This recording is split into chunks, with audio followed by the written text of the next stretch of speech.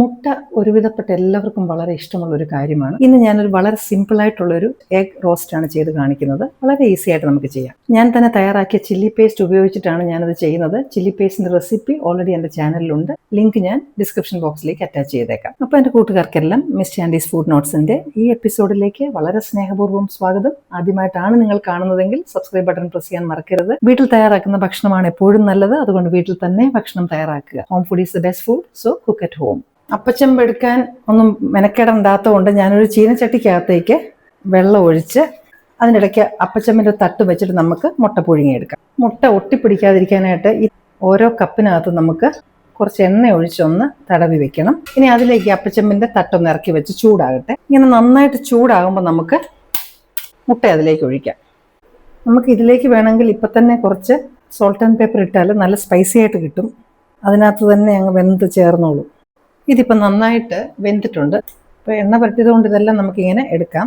അപ്പോൾ ഇത് റെഡി ആയിട്ട് ഇവിടെ ഇരിക്കട്ടെ. ഇനി ചട്ടി ചൂടാകുന്നതുകൊണ്ട് നമുക്ക് വെളിച്ചെണ്ണ ഒഴിച്ചു കൊടുക്കാം.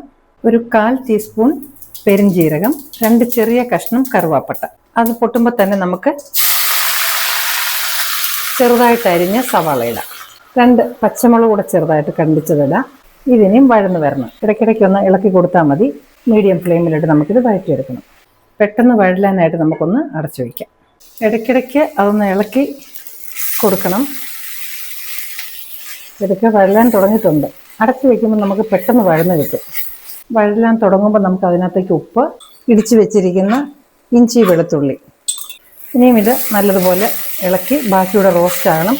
ഉള്ളി നല്ലതുപോലെ റോസ്റ്റ് ആയതിനു ശേഷമേ നമ്മൾ ഇതിനകത്തേക്ക് തക്കാളി ചേർക്കാവൂ. ഉള്ളി നന്നായിട്ട് വഴന്ന് കഴിയുമ്പോൾ നമുക്ക് ഈ ചില്ലി പേസ്റ്റ് ഇടാം. അത് സ്പൈസ് ലെവൽ നമ്മളുടെ ഇഷ്ടം അനുസരിച്ച് ഒന്ന് അഡ്ജസ്റ്റ് ചെയ്യണം. ഇതൊന്ന് മിക്സ് ചെയ്ത് ചേർത്തതിന് ശേഷം ഇതിന് ഉപ്പൊക്കെ ഉണ്ടോ എന്ന് നോക്കണം. അപ്പോൾ എണ്ണയൊക്കെ തെളിയാൻ തുടങ്ങുന്ന ഉടനെ നമുക്ക് ചെറുതായിട്ട് അരിഞ്ഞ് തക്കാളി ഇട്ട് കൊടുക്കാം. കുറച്ചേറെ മല്ലിയിലയും തണ്ടും ഇടാം, പക്ഷെങ്കിൽ ചെറുതായിട്ട് അരിയണം. എന്നിട്ട് ഇതൊന്ന് വേകണം. അപ്പം നന്നായിട്ടൊന്ന് മിക്സ് ചെയ്തതിന് ശേഷം ഞാനതൊന്ന് അടച്ചു വയ്ക്കാം. തക്കാളി നമുക്ക് പെട്ടെന്ന് വെന്ത് കിട്ടും. ഇടയ്ക്കത് തുറന്നു നോക്കണം. ഇപ്പം തക്കാളി നല്ലതുപോലെ വെന്തിട്ടുണ്ട്. ഇനി ഇതിലേക്ക് നമ്മൾ ആ മുട്ട അങ്ങ് ചേർത്ത് കൊടുക്കാം. ഇഡ്ഡലി പോലെ കിടക്കും. മുട്ട തല്ലിപ്പൊട്ടിച്ച് പുഴുങ്ങാന്ന് വേണമെങ്കിൽ പറയാം. അപ്പോൾ ഇത് നന്നായിട്ട് പൊടിയാതൊന്ന് മിക്സ് ചെയ്ത് കഴിഞ്ഞാൽ നമ്മുടെ എഗ് റോസ്റ്റ് റെഡിയാണ്. ഇതിൻ്റെ ഒരു ഗുണം എന്താണെന്ന് വെച്ച് കഴിഞ്ഞാൽ നമ്മൾ ഈ മുട്ട പൊളിക്കാൻ പോകണ്ട. അത് പ്രധാനപ്പെട്ട ഒരു വിഷയമാണ്. ചിലപ്പോൾ മുട്ടയുടെ തോട് പെട്ടെന്ന് പൊളിഞ്ഞു വരത്തില്ലല്ലോ.